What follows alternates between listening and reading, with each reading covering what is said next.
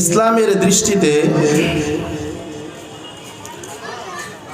সবচেয়ে বেশি যার হক সেটা হচ্ছে আল্লাহ তাআলার হক। কার হক? সবচেয়ে বেশি হক কার হক? তারপরে কার হক? বান্দার হক। বান্দার হকের মধ্যেও ক্যাটাগরি আছে। প্রথমত বাবা মার হক, নিকটতম আত্মীয়দের হক, দূরবর্তী আত্মীয়দের হক, মুসাফিরের হক, এতিমের হক, মিসকিনের হক, এরকম ধারাবাহিকভাবে রয়েছে। তো আল্লাহ তাআলার হক হলো সবচেয়ে বেশি। আল্লাহ তাআলার হকের পর পৃথিবীর মধ্যে যার হককে প্রায়োরিটি দেওয়া হলো, সর্বাগ্রে রাখা হলো, তিনি আর কেউ নন, তিনি হলেন আপনি আমার পিতামাতা। জোরে বলেন সুবহানাল্লাহ। ওয়া'বুদুল্লাহ ওয়া লা তুশরিকু বিহি শাইআন ওয়া বিল ওয়ালিদাইনি ইহসানা। আল্লাহ রাব্বুল আলামিন বলেন ওয়া'বুদুল্লাহ, আল্লাহর ইবাদত করো, আল্লাহর গোলামি করো। সারা পৃথিবীর মানুষকে আল্লাহর গোলামি করার জন্য অর্ডার দিয়েছেন কে? ওয়া'বুদুল্লাহ ওয়া লা তুশরিকু বিহি শাইআ। আল্লাহর ইবাদত করতে গিয়ে তোমরা আল্লাহর সাথে কাউকে শিরিক করা যাবে না, আল্লাহর সমকক্ষ কাউকে বানানো যাবে না, আল্লাহ বাদ দিয়ে কারো উপাসনা করা যাবে না। ইবাদত করতে হবে একমাত্র কার? জন্য বলেন কার? ওয়া'বুদুল্লাহ ওয়া লা তুশরিকু বিহি শাইআ ওয়া বিল ওয়ালিদাইনি ইহসানা। আল্লাহ রাব্বুল আলামিন বলে আমার ইবাদত করার পর, আমার ইবাদত করা, আমার হক আদায় করার পর পৃথিবীর মধ্যে তুমি যার হক আদায় করবে, পৃথিবীর মধ্যে যার হক আদায় করবে, সর্বপ্রথম হক হলো তোমার বাবা মার হক। তোমার বাবা মার হক আদায় করো। কিভাবে আদায় করো?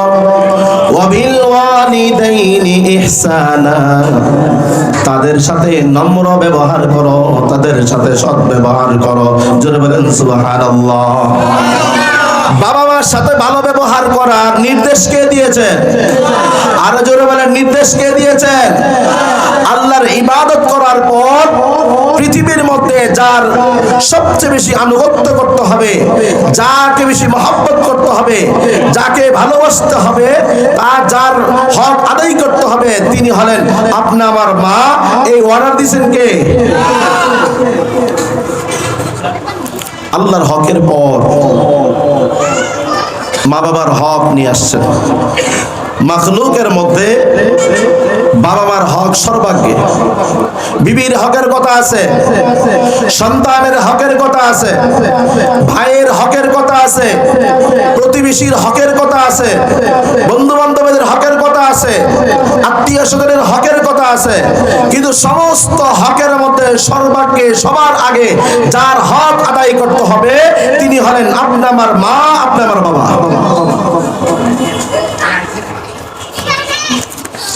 আল্লাহ রাব্বুল আলামিন বলেন ওয়া কাদা রাব্বুকা আল্লা তা'বুদু ইল্লা ইয়্যাহু ওয়া বিল ওয়ালিদাইনি ইহসানা।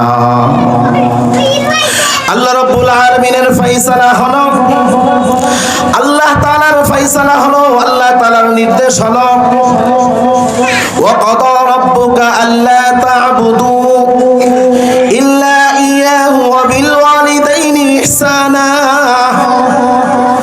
আল্লাহর ইবাদত করো, ইবাদত করার ক্ষেত্রে অন্য কাউকে শরীক করা যাবে না।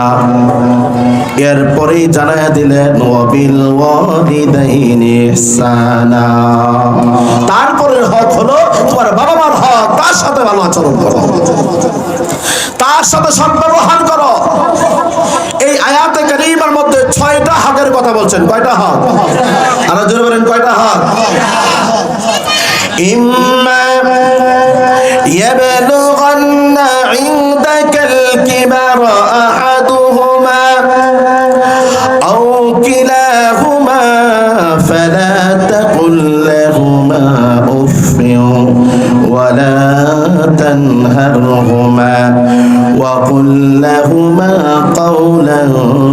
كريما واخفض لهما جناح الذل من الرحمة وقل رب ارحمهما كما ربياني صغيرا سبحان الله এই আয়াতে কারিমার মধ্যে আল্লাহ রাব্বুল আলামিন বাবা মার 6টা হকের কথা উল্লেখ করেছেন। কয়টা হকের কথা? ইম্মা ইয়াবলুগান্না ইনদাকাল কিবারা আহাদুহুমা আও কিলাহুমা ফালা তাকুল লাহুমা উফফিন ওয়ালা তানহারহুমা وقل لهما قولا كريما। এক নম্বর হক হলো ওয়াবিল ওয়ালিদাইনি ইহসানা, যে তোমার বাবা মার সাথে সৎ ব্যবহার করো। সৎ ব্যবহারের মধ্যে আসছে তাদের ভরণ পোষণ দেওয়া, তাদের চাহিদা পূরণ করা, অসুখ হলে সেবা যত্ন করা, তাদের যত প্রকার চাহিদা রয়েছে চাহিদাগুলি নিবারণ করা। তোমার সন্তান আদি রয়েছে, তোমার বিবি বাচ্চা রয়েছে, তোমার ভাই বোন রয়েছে, সবার আগে তোমার বাবা মার হককে তুমি প্রায়োরিটি দাও। জোরে বলেন সুবহানাল্লাহ। কে বলছেন? আরো জোরে বলেন, কে বলছেন? وَإِمَّا يَبْلُغَنَّ عِندَكَ الْكِبَرَ أَحَدُهُمَا أَوْ كِلَاهُمَا فَلَا تَقُل لَّهُمَا أُفٍّ وَلَا تَنْهَرْهُمَا وَقُل لَّهُمَا قَوْلًا كَرِيمًا। এরপর আল্লাহ রাব্বুল আলামিন বলেন, তারা যখন বার্ধক্যে উপনীত হয়, দুইজন থেকে একজন, তোমার বাবা আছে তোমার মা নাই, বা তোমার মা আছে বা তোমার বাবা নাই, এমনও তো হতে পারে। আবার এমনও হতে পারে তোমার বাবাও আছে মাও আছে, দুইজনই আছে।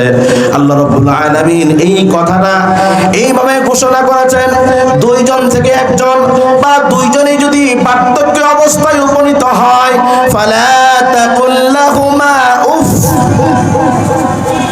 তাদেরকে তোমরা বিরক্তের সাথে উফ বলো না। অনেক সময় বাবা বৃদ্ধ হয়ে গেছে, মা বৃদ্ধা হয়ে গেছে, তারা কখন কি বলে মনে থাকে না, ভুলে যায়।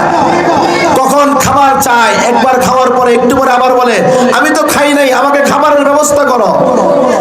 মা ভুলে যায়, বাবা ভুলে যায়, আবার খাবার চায়, একটা জিনিস বারবার বলতে চায়। তখন সন্তান যদি বিরক্ত হয়ে বলে উফ, বাবা কি শুরু করলা, মা তুমি কি শুরু করলা, এটাকে কোরআনের ভাষায় বলে ফালা তাকুল লাহুমা উফ। তোমরা বিরক্ত হয়ে উফ বলো না, বিরক্ত হয়ে এই কথা বলো না বাবা তুমি পাগল হয়ে গেছো, বিরক্ত হয়ে বলো না মা তুমি পাগল হয়ে গেছো। একটা কথা বারবার তুমি কেন বলো, এই কথা বলা যাবে না।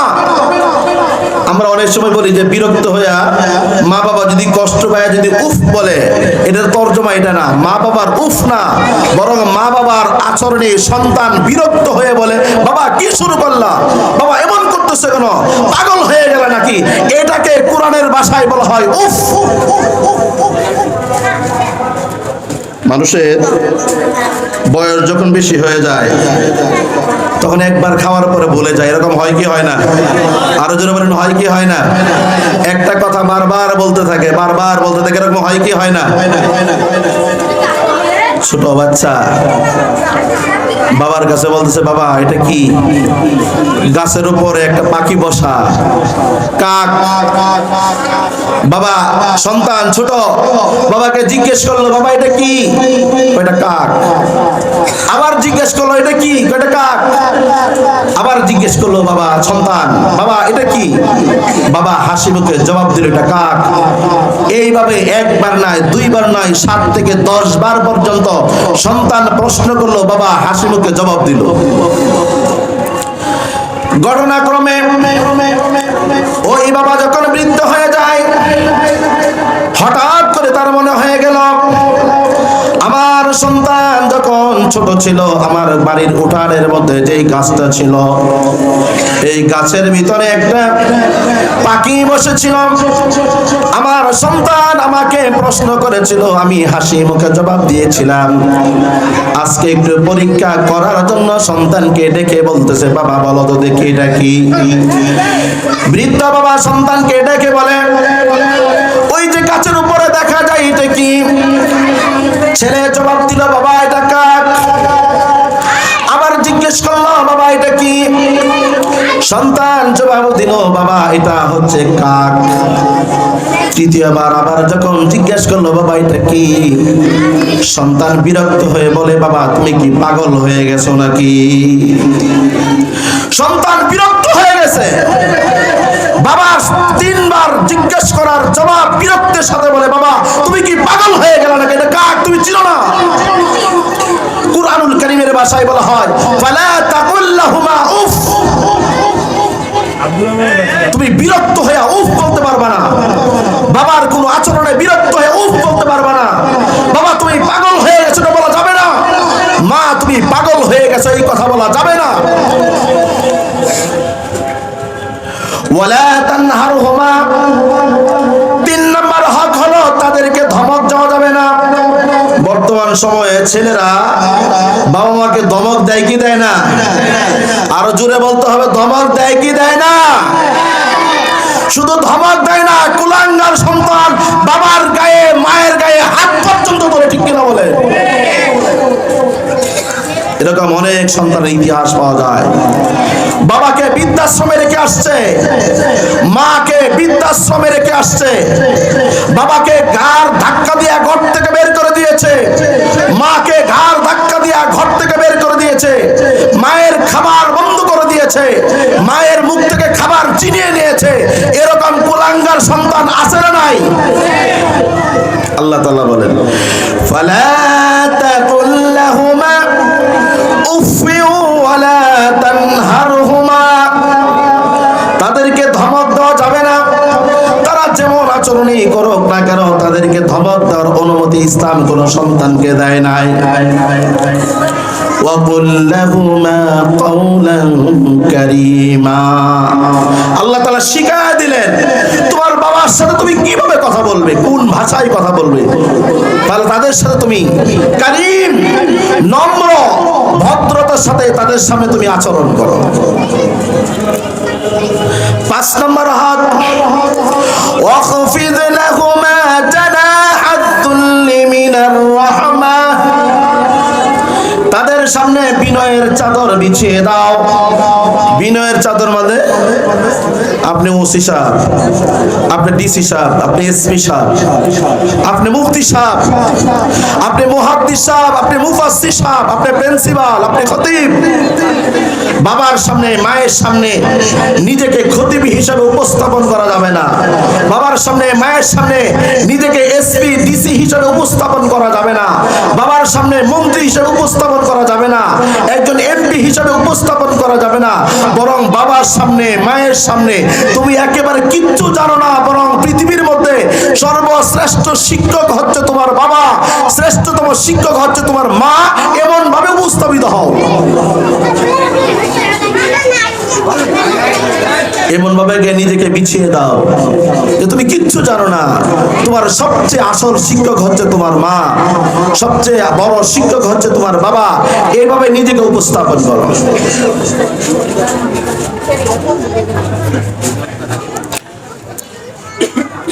وقل رب ارحمهما كما ربياني صغيرا, আমরা সকলেই পড়ি রব্বির হামহুমা কামা রব্বায়ানি সগীরা। 6 নম্বর হক হলো বাবার জন্য মায়ের জন্য দোয়া করো, রব্বির হামহুমা, হে আমাদের রব, ইরহাম দয়া করো, ইরহাম তাদের উপর দয়া করো, কামা রব্বায়ানি সগীরা। আমি যখন ছোট ছিলাম, আমরা যখন ছোট ছিলাম, তারা আমাদেরকে যেইভাবে যত্ন সহকারে লালন পালন করেছে, আজকে দুনিয়াতে নাই বা দুনিয়ার মধ্যে আছে, তাদেরকে তুমি রহমতের কোলে তুমি লালন পালন করো। জোরে বলেন সুবহানাল্লাহ। এই দোয়াটা মুসলমান বাবা মার জন্য জীবদ্দশায় করা যাবে। আমরা একটা জানি যে এই দোয়াটা মনে হয় বাপ্পা মারা গেলে করতে হয়। জীবদ্দশায় এই দোয়াটা কোনো সন্তান করে না, ঠিক কিনা বলেন? এটা ভুল ধারণা। বাবা মা যদি মুসলমান হয়, এই দোয়াটা জীবদ্দশায় করা যাবে, মারা যাওয়ার পরেও করা যাবে। আর যদি বাবা মা কাফের হয়, বাবা মা যদি মুশরিক হয়, বাবা মা যদি ইহুদি এবং নাসারা খ্রিস্টান হয়, তখন তাদের জন্য দুনিয়াতে এই দোয়াটা করা যাবে। আর মনে মনে নিয়ত করতে হবে যে আল্লাহ, বাবা মা যেন দুনিয়ার মধ্যে যেন আরাম আয়েশে থাকে, এবং এই নিয়ত করতে হবে বাবা মা যেন আল্লাহ তাআলা যেন ইসলামের দৌলত যেন বাবা মাকে দান করে। যেটা বলেন সুবহানাল্লাহ। এটা যতদিন বাবা মা জীবিত থাকবে, মুশরিক বা কাফের তাদের জন্য করা যাবে। কিন্তু যদি মারা যায়, তখন এই দোয়াটা কাফের বাবার জন্য করা যাবে না, মুশরিক বাবার জন্য করা যাবে না, ইহুদি নাসারা বাবার জন্য করা যাবে না। কিন্তু মুসলমান বাবা মার জন্য জীবদ্দশায় এবং মৃত্যুর পরে দুই অবস্থায় করা যাবে। বুঝতে পারছেন তো সবাই? বুঝছে যে বাবা মা যদি কাফের হয়, তাদের সাথে কি খারাপ আচরণ করা যাবে? আরো জোরে করা যাবে। আল্লাহ তাআলা জানাইছেন, ওয়া ইন জাহাদাকা আলা আন তুশরিকা বি মা লাইসা লাকা বিহি ইলম ফালা তুতি'হুমা ওয়া সাহিবহুমা ফিদ দুনিয়া মা'রুফা।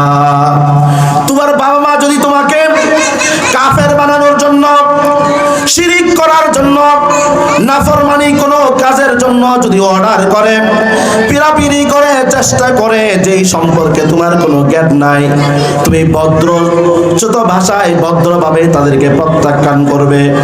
বাবা মার এই হুকুম তুমি পালন করবে না। বাবাই যদি বলে নামাজ পড়া লাগবে না, এটা মানা যাবে না। বাবাই যদি বলে পর্দা করা লাগবে না, এটা মানা যাবে না। বাবাই যদি বলে শিরিক করতে হবে, এটা মানা যাবে না। বাবাই যদি বলে ঘুষ খাইতে হবে, সুদ খাইতে হবে, এটা মানা যাবে? আরো জোর বলে মানা যাবে? এটা মানা যাবে না। কিন্তু ওয়াসাহিবহুমা ফিদ দুনিয়া মা'রুফা, কিন্তু তাদের সাথে ভালো আচরণ করতে হবে, তাদের সাথে সৎ আচরণ করতে হবে। বাবা মা যদি কাফেরও হয়, আল্লাহর বিরুদ্ধেও হয়, বাবা মা যদি রাসূলের বিরুদ্ধে হয়, তারপরে বাবা মার সাথে ভালো আচরণ করতে হবে। আল্লাহর বিরুদ্ধে হওয়ার পরেও ওই বাবা মার ভরণ পোষণ দিতে হবে।